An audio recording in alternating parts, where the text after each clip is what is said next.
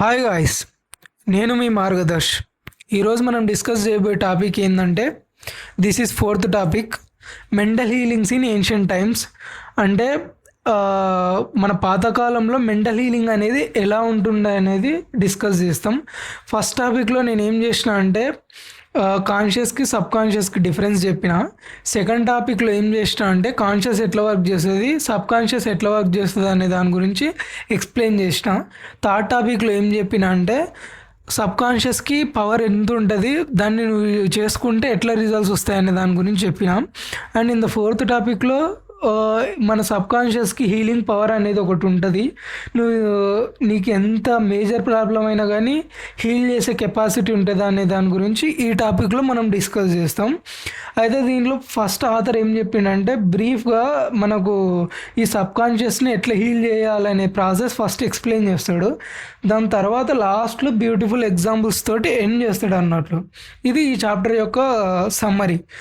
And ఇప్పుడు మనం తీసుకున్నట్లయితే మనకు డిఫరెంట్ ఏజెస్లో different type of healing process కానీ ప్రొసీజర్స్ కానీ చూస్తాం.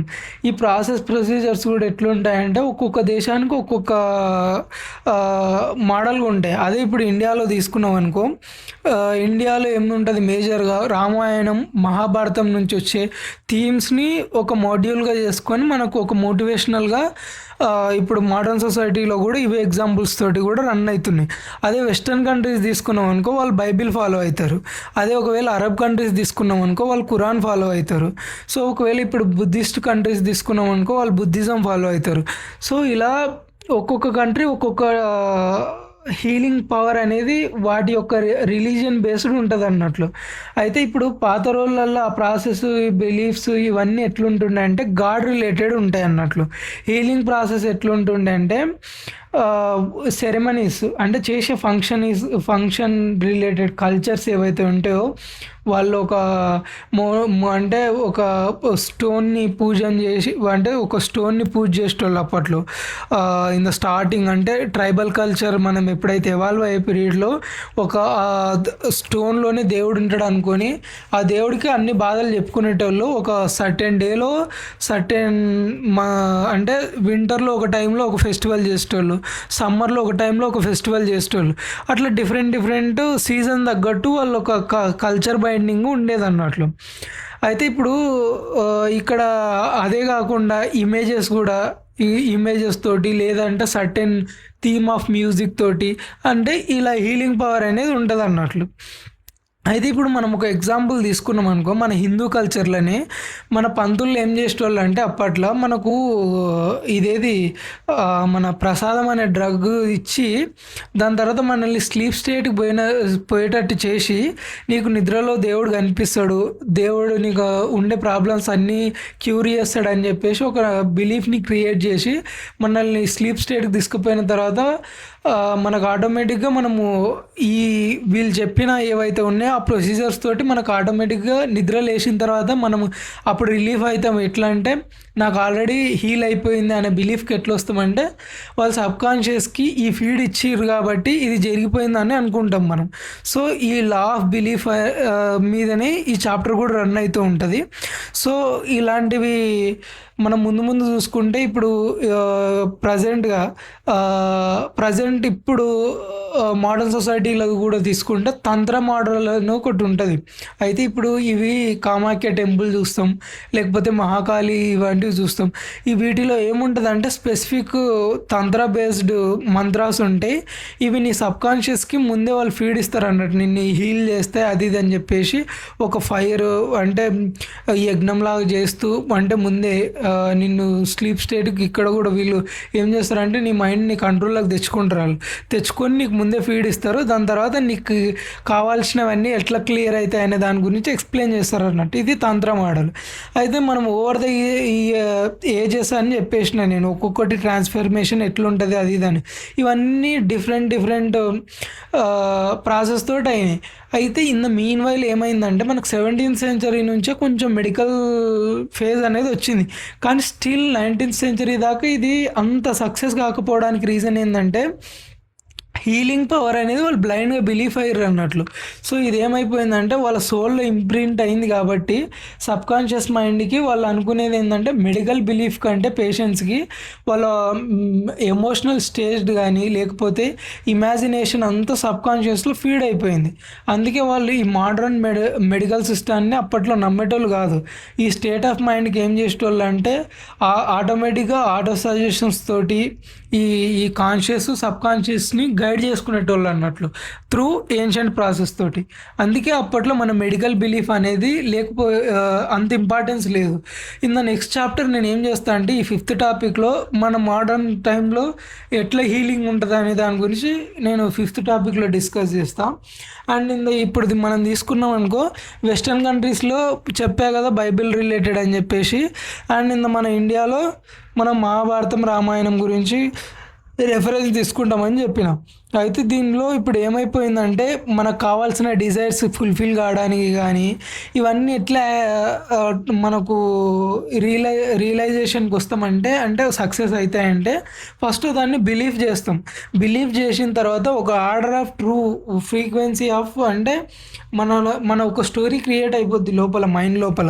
దాన్ని అయిపోయిన తర్వాత దాన్ని ఎట్లా ఫుల్ఫిల్ చేసుకుంటాం, ఫుల్ఫిల్ అయిన తర్వాత ఎట్లా రీచ్ అయినాం అనే దాని గురించి ఒక ఆర్డర్ వైజ్గా దీంట్లో ఎక్స్ప్లెయిన్ చేసిన అన్నట్టు ఈ టెక్నిక్లో ఫస్ట్ ఏం చెప్తాడంటే ఆథర్, కాన్ఫిడెంట్ అండ్ కన్విక్షన్ ఉండాలి. ఈ కాన్ఫిడెంట్ కన్విక్షన్ ఎట్లుంటాయంటే నువ్వు ఒక ఫస్ట్ థాట్ జనరేట్ చేసుకున్నావు అనుకో, ఆ థాట్ ఎక్కడి నుంచి వస్తుంది, నీ యొక్క ఐడియా నుంచి. ఈ ఐడియా ఎట్లుండాలంటే పిక్చరైజేషన్ ఉండాలి. ఈ పిక్చరైజేషన్ ఎక్కడ జరగాలి, ఇదంతా నీ మైండ్లో జరగాలి.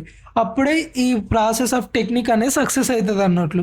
ఈ ప్రాసెస్ ఆఫ్ టెక్నిక్లో ఏం చేస్తాడంటే నీ మైండ్కి కొన్ని పజిల్ టైప్ ఆఫ్ వర్డ్స్ ఇస్తాడు అన్నట్లు. అవి ఎట్లా అంటే డైరెక్షన్ గైడ్ చేస్తాయి. డైరెక్షన్ గైడ్ చేయడం ఏంటంటే నీ సబ్ కాన్షియస్కి ఆల్రెడీ మనం థర్డ్ టాపిక్లో మాట్లాడుకున్నాం, దీనికి ఒక క్రియేటివ్ పవర్ ఉంటుంది అని చెప్పేసి. క్రియేటివ్ పవర్లో ఏమవుతుందంటే మనము థర్డ్ టాపిక్లో నేనేం చెప్పినా మీకు, సబ్ కాన్షియస్ అనేది ఒక బుక్ అయితే మనం ఒక ఐడియాస్ ఇవన్నీ రాసుకుంటాం ఒక దగ్గర. దాని తర్వాత దాంట్లోనే థర్డ్ టాపిక్లో ఏం చెప్పినా, ఫస్ట్ ఒక బుక్ క్రియేట్ చేసిన తర్వాత ఆ బుక్కు ఉండేటట్టు థాట్ ఆఫ్ యాక్షన్ని మనం ఎట్లా ఇంప్రింట్ చేస్తాం సబ్ కాన్షియస్కి అనే దాని గురించి చెప్పిన. ఇక్కడ ఆథర్ ఏం చెప్పిండంటే దీన్ని కొంచెం ఎంఫసిస్ ఏం చేసిండంటే డైరెక్షన్ బేస్డ్. ఆ డైరెక్షన్ బేస్డ్ ఎట్లా అంటే దీన్ని కొంచెం వర్డ్స్ యాడ్ చేసిండు. Thought, idea, plan, purpose. నీ పర్పస్ ఏంది, నువ్వు తీసుకున్న డిసిషన్ ఏదైతే ఉందో ఫుల్ఫిల్మెంట్ చేయడానికి పర్పస్ దేనికి, ఆ థాట్ ఏ ఐడియాల నుంచి వచ్చింది, నీ ప్లాన్ ఆఫ్ వే ఎట్లుందనే దాని గురించి చెప్పిండు అన్నట్లు. సో ఇదంతా ఈ టెక్నిక్లో భాగంగా ఇవన్నీ ఉంటాయి అన్నట్లు. So in the mean while ఏం రీప్రజెంట్ చేసిందంటే నువ్వు ఇదంతా పాజిటివ్ ఫేజ్ అన్నట్లు. ఒక్కొక్కసారి మనకి ఏమైపోద్ది అంటే మనకు తెలియకుండానే మన మైండ్లో నెగిటివ్ ఫీడ్ కూడా ఇస్తాం అన్నట్లు. అంటే ఈ నెగిటివ్ ఫీడ్ ఎట్లా వస్తాయి, మనకు అనుకోకుండా కండిషన్స్ ఏవైతే ఉంటాయో సందర్భాలు, ఈ సందర్భాలను బట్టి సర్కమ్స్టాన్సెస్ పరిస్థితులను బట్టి మనకు తెలియకుండానే ఈ అడ్వర్స్ ఇంపాక్ట్ అనేది ఒకటి జరిగిపోద్ది. మన నెగిటివ్ స్టేజ్ సిచ్యువేషన్ తగ్గట్టు భయంతో, యాంగ్జైటీ తోటి మనం తెలియకుండానే కొంచెం నెగిటివ్ ఫేజ్లోకి వెళ్ళిపోతాం.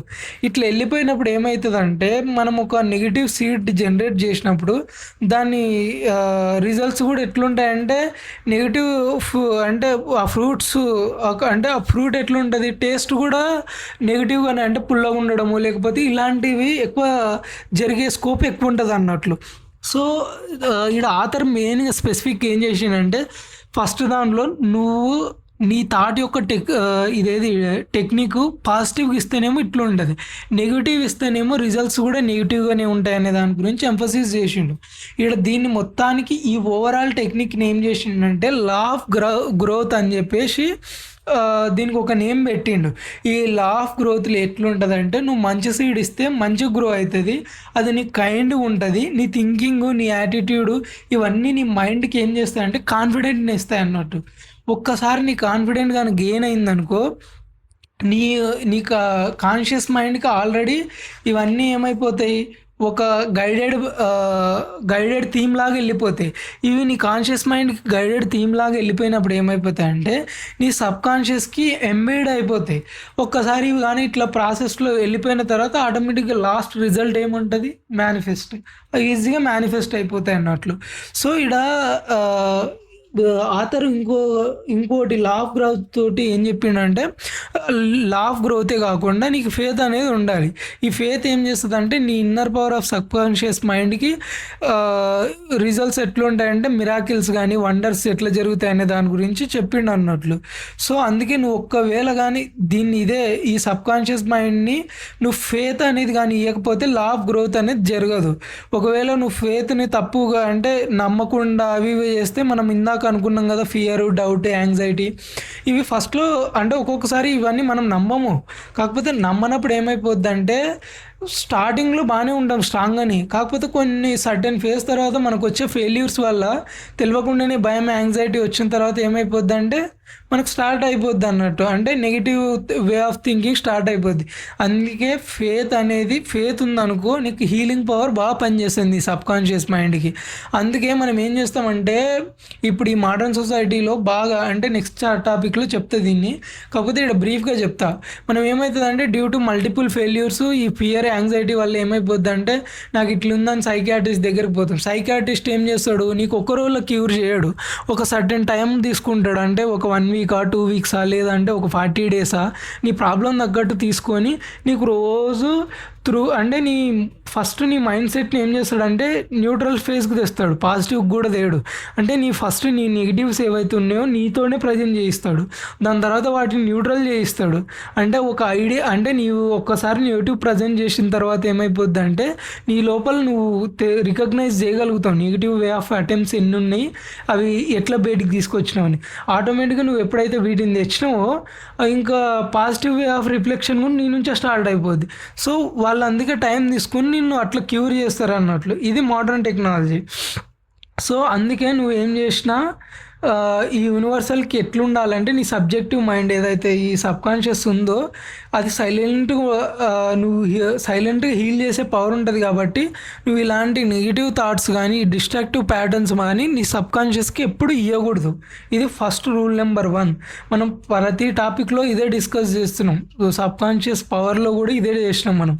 నెగెటివ్‌కి అనేది అస్సలు ఛాన్స్ అనేది ఇయ్యకూడదు. అది నీకు గానీ నువ్వు పక్కలోళ్ళ గురించి ఆలోచన చేసే వే ఆఫ్ థింకింగ్‌లో కూడా నెగటివిటీ ఉండొద్దు. అదో సర్టెన్ టైం తర్వాత నిన్నే ఇంపాక్ట్ చేస్తది అది. మనం ఇప్పుడు నెక్స్ట్ టాపిక్ ఏం చూస్తామంటే దీనిలోనే miracles at various streams through out the world. అంటే ఏముంటుందంటే మనం ఇందాకనే టాపిక్లో ఫస్ట్ మాట్లాడుకున్నాం. అంటే ఒక్కొక్క దేశంలో ఒక్కొక్క రిలీజియన్ని నమ్ముతారు. ఆ రిలీజియన్ తగ్గట్టు ప్రాసెస్ కానీ ప్రొసీజర్ కానీ డిఫరెంట్ ఉంటుందని. అయితే జపాన్ది ఒక ఎగ్జాంపుల్ తీసుకున్నాం అనుకో, జపాన్లో బుద్ధిజం అనేది ఉంటుంది. అయితే వాళ్ళు అక్కడ 42 feet ఆఫ్ హైట్ మన బుద్ధ స్టాచ్యూ ఉంటుంది. ఆ బుద్ధ స్టాచ్యూకి ఏం చేస్తారంటే వాళ్ళు డబ్బులు ప్రజెంట్ చేయడము, ఫ్రూట్స్ ఇవ్వడము, అన్నం పెట్టడము, ఇంకోటి ఈ పళ్ళు పెట్టడము, దాని తర్వాత క్యాండిల్స్ వెలిగియడము, ఇవే అగరబత్తులు అంటియడము. అయితే ఇక్కడ ఏం చేసిండు ఆథర్ ఒక ఎగ్జాంపుల్ తీసుకుండు. ఒక అమ్మాయి ఉంటుంది. ఆ అమ్మాయికి ఏంటంటే మాటలు రావు. వాళ్ళకు ఆల్రెడీ ఏదైనా ప్రాబ్లం వస్తే ఆ బుద్ధ స్టాచ్యూ దగ్గరికి వెళ్ళి వాళ్ళు అనుకున్నది ఏదైతే ఉందో అది సక్సెస్ అవుతుంది అనేది ఒక థియరీ ఉంటుంది వాళ్ళకు. ఇది ఎట్లా ఇంప్రింట్ అయింది మనం అనుకున్నాం కదా 17th 18th centuryలో బాగా. ఇది ఒక బ్లైండ్ బిలీఫ్ అన్నట్లు. సబ్కాన్షియస్కి ఆల్రెడీ త్రూ వాళ్ళ హెరిడిటరీ బేసిస్గా నమ్మకం ఇది. సో, ఈ అమ్మాయికి కూడా ఏమవుతుందంటే ఇక్కడికి వెళ్తే నాకు సక్సెస్ అవుద్ది అన్నట్లు ఆల్రెడీ ఒక బిలీఫ్ అనేది ఆ అమ్మాయిలో ఉంది. సో, ఈ బిలీఫ్ ఏం చేసిందంటే ఆ అమ్మాయికి తెలియకుండా ఆటోమేటిక్గా పవర్ ఇచ్చేసింది. నువ్వు మాట్లాడగలుగుతావు, నీకు ఆ కెపాసిటీ ఉంది, అది ఇదని. సో, ఆ అమ్మాయికి కొన్ని రోజుల సర్టెన్ పీరియడ్ తర్వాత వాయిస్ రీస్టోర్ అయిపోద్ది. సో, ఆ బిలీఫ్ అనేది అట్లే కంటిన్యూ అవుద్ది అన్నట్లు. ఇది ఒక బెస్ట్ ఎగ్జాంపుల్. అండ్ ఇంకోటి నువ్వు ఆస్ట్రేలియాలో ఒకటి తీసుకుంటే ఒక పర్సన్ వాళ్ళ ఫాదర్ ఉంటాడు. వాళ్ళ ఫాదర్కి ఏమైపోద్ది అంటే ట్యూబర్కులోసిస్ ఉంటుంది. లంగ్స్ అంతా బాగా డిసీజ్ తోటి ఖరాబ్ అయ్యి ఉంటాయి. అయితే మనోడు ఏం చేస్తాడంటే చదువుకోవడానికి యూరోప్లో ఉంటాడు. అయితే ఈ న్యూస్ విన్న తర్వాత ఏం చేస్తాడంటే యూరోప్ నుంచి ఆస్ట్రేలియాకు వస్తాడు. వచ్చే దారిలోనే ఏం చేస్తాడంటే ఒక రింగ్ తీసుకుంటాడు. ఆ రింగ్ తీసుకొని వాళ్ళ ఫాదర్ దగ్గరికి వెళ్ళి, డాడీ ఈ రింగు చాలామంది క్యూర్ చేసింది, ఇది దీనికి చాలా పవర్ ఉంటుంది, ఇది దేవుడి దగ్గర పెట్టింది, ఇది నేను తీసుకొచ్చిన, నీ హార్ట్ దగ్గర పెట్టుకొని నువ్వు అంటే హార్ట్ఫుల్గా డైలీ 2 minutes అనుకుంటే నీకు క్యూర్ అయిపోద్ది, అది ఇది అని చెప్తాడు. వాళ్ళ డాడీ ఈ ప్రాసెస్ని బ్లైండ్ బిలీఫ్ తోటి ఏం చేస్తాడంటే పెట్టుకొని ప్రాక్టీస్ చేస్తుంటాడు. ఒక వితిన్ ఎంత 5 to 6 daysలోనే మన మంచి రిజల్ట్ వస్తుంది అన్నట్లు. అంటే డాక్టర్ దగ్గరికి వెళ్తారు, డాక్టర్ దగ్గరికి వెళ్ళిన తర్వాత ఆ రిపోర్ట్స్ చూపిస్తే అంత దాంట్లో నెగిటివ్ ఉంటుంది మెడికల్ రిపోర్ట్లో, ఏది పాజిటివ్ అనేది అసలు ఛాన్సెస్ ఉండవు అన్నట్లు. సో వాళ్ళ డాడీకి ఇది క్యూర్ అయిపోద్ది. కానీ ఇక్కడ ట్విస్ట్ ఏంటంటే మనోడు ఆ రింగ్ని ఏం చేసిండంటే మన జ్యువెలరీ షాప్ దగ్గరికి వెళ్ళి అదేంటే అక్కడ ఉండే మెటీరియల్ తోటి ఒకటి నార్మల్గా చేపిస్తాడు అన్నట్లు. ఇది దేవుడి నుంచి తెచ్చింది కాదు. కాకపోతే వాళ్ళ ఫాదర్కి ఏం చెప్పిండు, ఇది చాలామంది క్యూర్ అయింది, అక్కడ దేవుడి నుంచి తెచ్చిన. వాళ్ళ డాడీ 89 ఏజ్లో ఉన్నప్పుడు కూడా లంగ్స్ అంత క్యూర్ అయ్యి మెడికల్ రిపోర్ట్స్లో నెగిటివ్ వచ్చేంత రిజల్ట్స్ ఉందంటే చూడండి ఇది సబ్కాన్షియస్కి ఎంత పవర్ ఉందనేది. సో ఇది ఒక ఎగ్జాంపుల్ ఆథర్ ఎంఫసిస్ చేసిండు. ఇంకోటి ఇప్పుడు ఇక్కడ ఏంటంటే హీలింగ్ ప్రిన్సిపల్ ఎట్లుంటుంది యూనివర్సల్గా.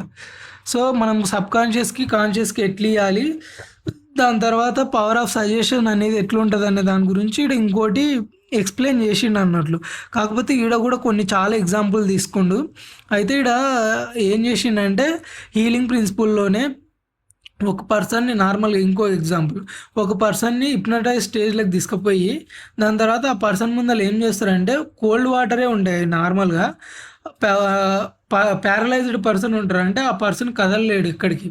సో ఆ పర్సన్కి ఏం చేస్తారు, ఈ కోల్డ్ వాటర్ తీసుకెళ్ళి నార్మల్గా ఆ పర్సన్కి ఏం చెప్తారంటే దీనిలో పెప్పర్ కలిపినాం, దీన్ని ఒకసారి స్మెల్ చూడు అని చెప్పేసి చూపిస్తారు.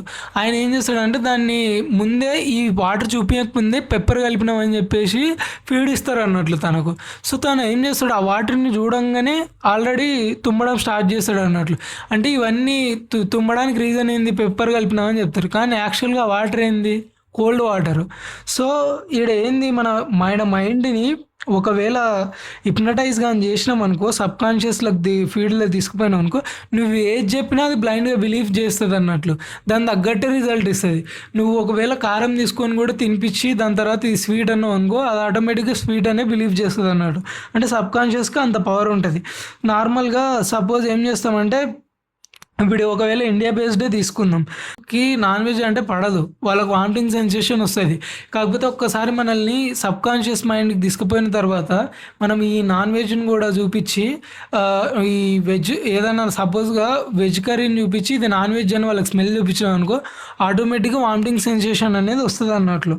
సో ఈడ సబ్కాన్షియస్కి మనం ఏదైతే ఇస్తామో ఫీడ్ అది ఆటోమేటిక్గా తీసుకుంటుందని చెప్పే దాని గురించి, ఇది నేచర్ హీల్ ఎట్లా చేస్తుంది అనే దాని గురించి ఈ దాంట్లో స్పెసిఫిక్గా ఉంటుంది అన్నట్లు. ఇప్పుడు నేను ఇక్కడ ఏం చెప్పిన అంటే ఈ ఫస్ట్ 2 ఎగ్జాంపుల్ నుంచి మనం ఏమి ఎక్స్ప్లెయిన్ చేసుకోవాలంటే సెల్ఫ్ ప్రిజర్వేషన్. ఈ ప్రిజర్వేషన్ ఏంటంటే నువ్వు ఇప్పుడు చెప్పినా కదా, నేను దాంట్లో ఫస్ట్ దాంట్లో ఏం చేసినాం, కోల్డ్ వాటర్ ప్లేస్లో పెప్పర్ వాటర్ అని చెప్పేసి నమ్మించినాం. సెకండ్ దాంట్లో ఏంది, నాన్ వెజ్ ప్లేస్లోనే వెజ్ పెట్టేసి అక్కడ నమ్మించినాం.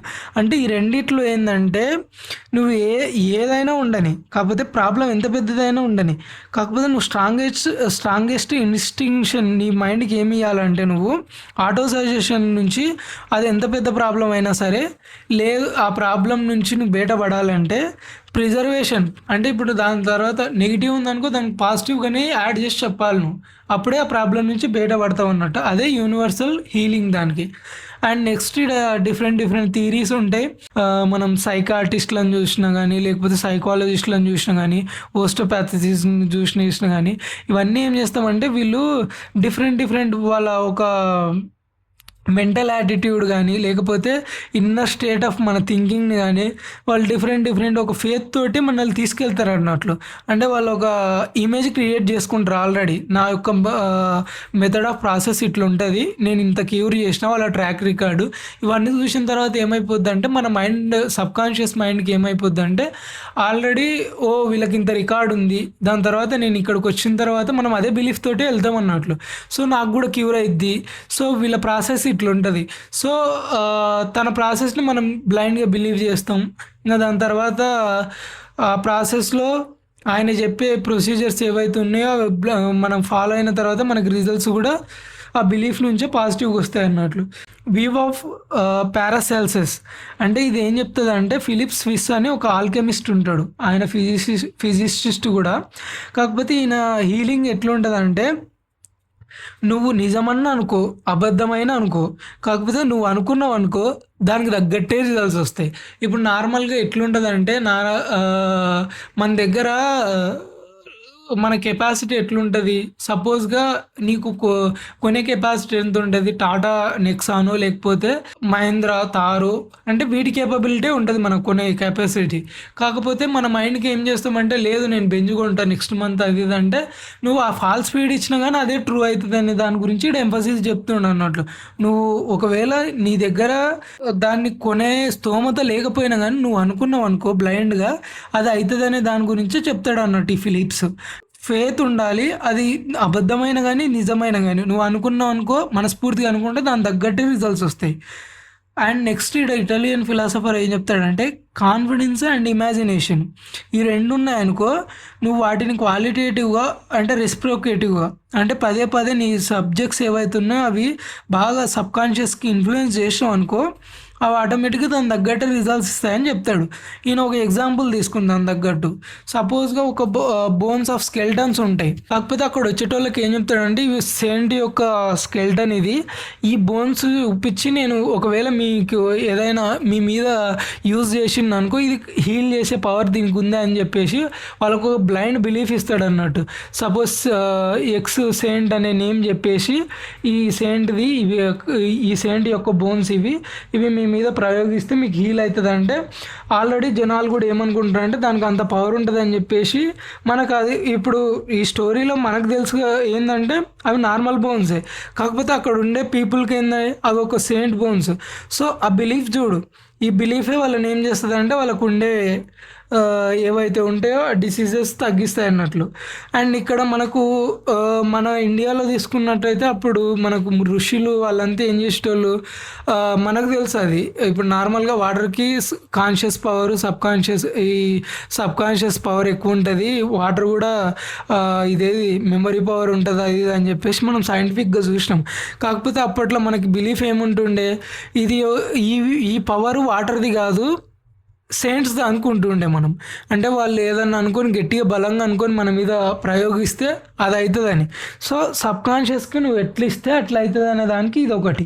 ఇక్కడ ఇంకొకటి బెర్న్హైమ్స్ అని చెప్పేసి ఒక ఎక్స్పెరిమెంట్ ఉంటుంది. ఈ బెర్న్హైమ్స్ ఎవరంటే ప్రొఫెసరు, తన పేషెంట్స్ ఎవరైతే ఉంటారో వాళ్ళకు సబ్కాన్షియస్గా నార్మల్గా వాళ్ళను డీల్ చేసే కెపాసిటీ ఈయనది అన్నట్లు. ఈయన వేరే మెథడ్స్ ఏ వాడు డైరెక్ట్ సబ్కాన్షియస్కే తీసుకెళ్తాడు అన్నట్లు.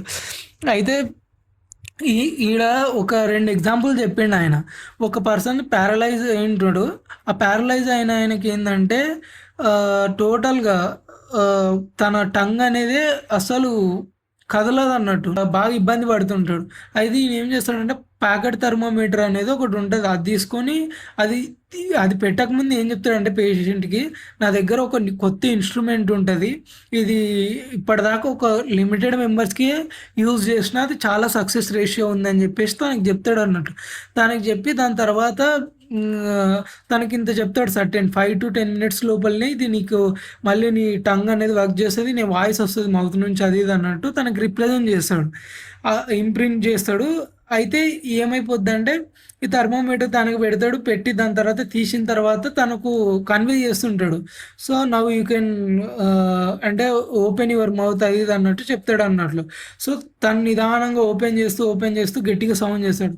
అంటే ఇది కూడా ఒక బ్లైండ్ బిలీఫ్ తోటే వెళ్ళిపోతుంది అన్నట్లు. ఎగ్జాంపుల్ తీసుకుంటాడు అన్నట్లు. ఆమె ఏం చేస్తుందంటే నార్మల్గా మాటలు పడిపోవడమే స్టార్ట్ అవుతుంది. కాకపోతే ఈమె యొక్క ప్రాసెస్ ఎట్లా యూజ్ చేసిందంటే ఈమెకు గొంతు పైన చేయి పెట్టి దాని తర్వాత 4 to 5 టైమ్స్ రబ్ చేస్తాడు అన్నాడు. అయితే ఆ లారెన్స్ దగ్గర అయితే ఏం చేస్తాడంటే ఆమెకు ముందే అక్కడ చేయి పెట్టక ముందు ఏం చేస్తాడంటే నేను ఇక్కడ నీకు ఒక ఇన్స్ట్రుమెంట్ తోటి అంటే నార్మల్గా క్యాంప్ ఫైర్ లాంటిది ఒకటి ఉంటుంది అన్నట్లు. దాన్ని పెట్టి ఏం చెప్తాడు ఆమెకు, దీంతో రబ్ చేస్తున్న నార్మల్గా లోపల ఉండే ఈ యొక్క మజిల్స్ ఏవైతే ఉంటాయో ఆ నెక్ మజిల్స్ కొంచెం సాఫ్ట్ అవుతాయని చెప్పేసి ఆమెకు ఫీడ్ ఇస్తాడు. అది సాఫ్ట్ అయిన తర్వాత ఆటోమేటిక్గా నీ వాయిస్ స్మూత్గా వచ్చేస్తుందని ఆమెకు చెప్పేస్తాడు అన్నట్లు. సో ఇక్కడ ఆమెకి ఏమైపోద్ది, అట్లా రబ్ చేసిన తర్వాత ఆమె నిదానంగా ప్రాక్టీస్ చేయిస్తాడు బి. దాని తర్వాత ఆటోమేటిక్గా ఆమె ఒక వర్డ్ నేమే చెప్పేస్తుంది అన్నట్లు.